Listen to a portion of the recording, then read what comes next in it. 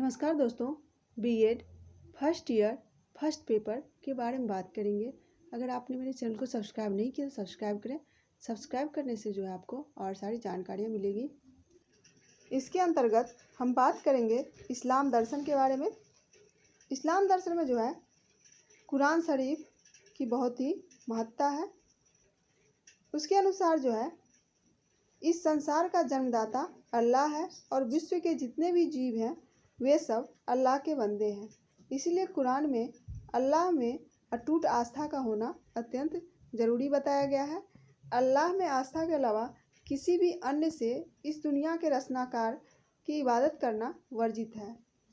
अल्लाह के हर बंदे को क़यामत के अंतिम समय तक अल्लाह के न्याय में विश्वास रखना चाहिए।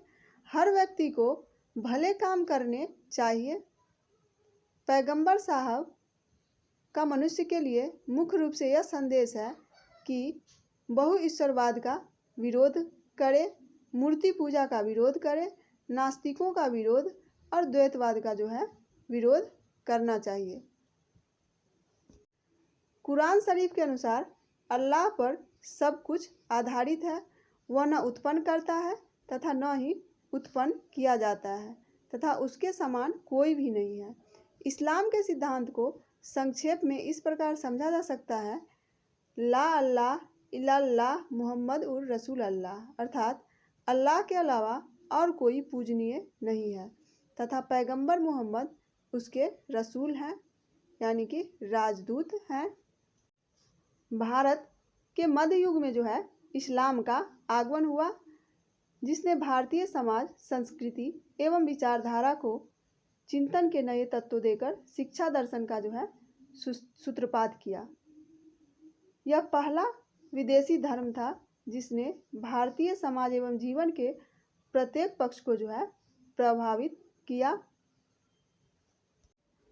जिसके फलस्वरूप में जो है इस्लाम धर्म के सिद्धांतों के अनुकूल शिक्षा का संगठन किया गया।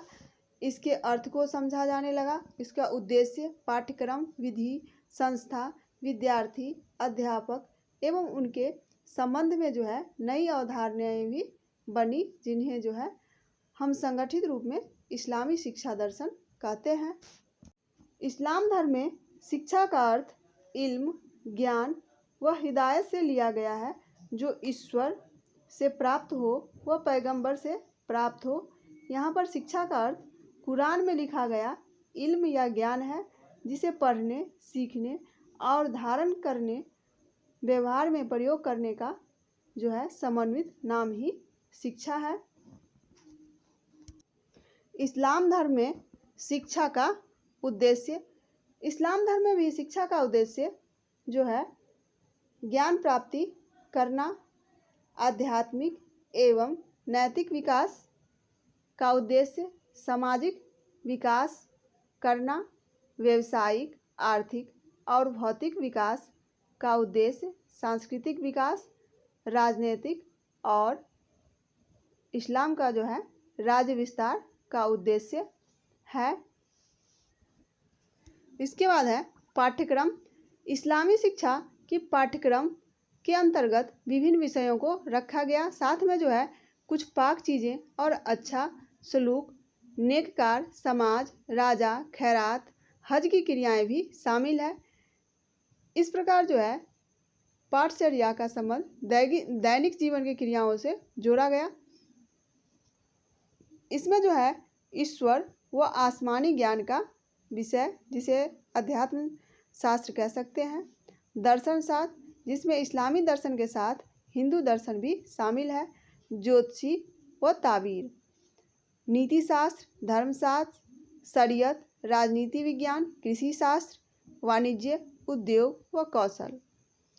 इसके बाद है भाषा और साहित्य। साहित्य में जो है अरबी, फारसी, भाषा शास्त्र, व्याकरण व छंद शास्त्र, चित्रकला, संगीत, नृत्य, चिकित्सा, विज्ञान, सैन्य कौशल आदि जो है पाठ्यक्रम में शामिल है।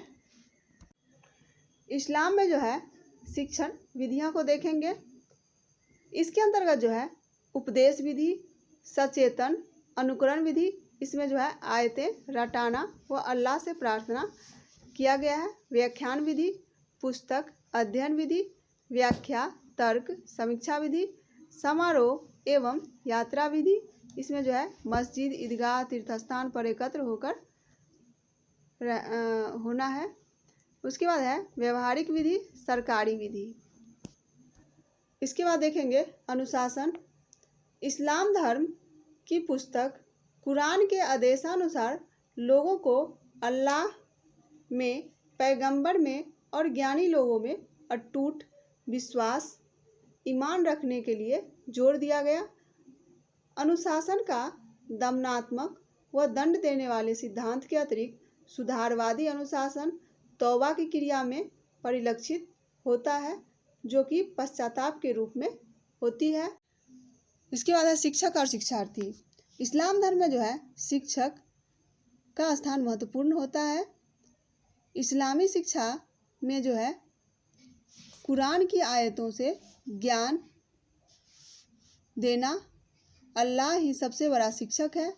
इन शिक्षकों को धर्म, शरीयत व संसार का ज्ञान अधिकतम मात्रा में होना चाहिए। शिक्षक का कर्तव्य लोगों को जो है कुरूप के अंधेरे से निकालकर ईमान के उजाले में लाना है। इसी आधार पर जो है मकतब और मदरसों में आज भी शिक्षा दिया जाता है। शिक्षार्थी को देखेंगे तो इस्लामी दर्शन के अनुसार शिक्षार्थी यानी कि विद्यार्थी भी दिल से अल्लाह, पैगंबर, नबी, उलमा और शिक्षक पर विश्वास रखने वाला होना चाहिए, तभी वह ज्ञान प्राप्त करने में समर्थ होगा। इसके अलावा वह इन सब में जो है भय खाने वाला भी हो, जिससे उसकी हिदायतों को हृदयंगम कर सके यानी कि मान सके।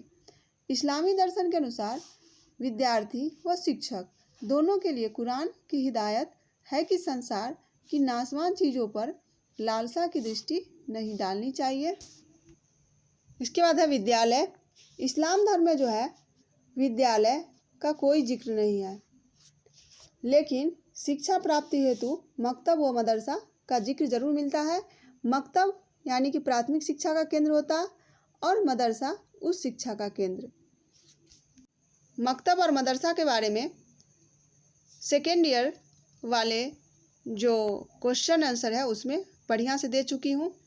तो ये था इस्लाम दर्शन। इसके अंतर्गत आप देखें शिक्षा का उद्देश्य, पाठ्यक्रम, शिक्षण की जो विधियाँ, अनुशासन, शिक्षक और शिक्षार्थी। धन्यवाद।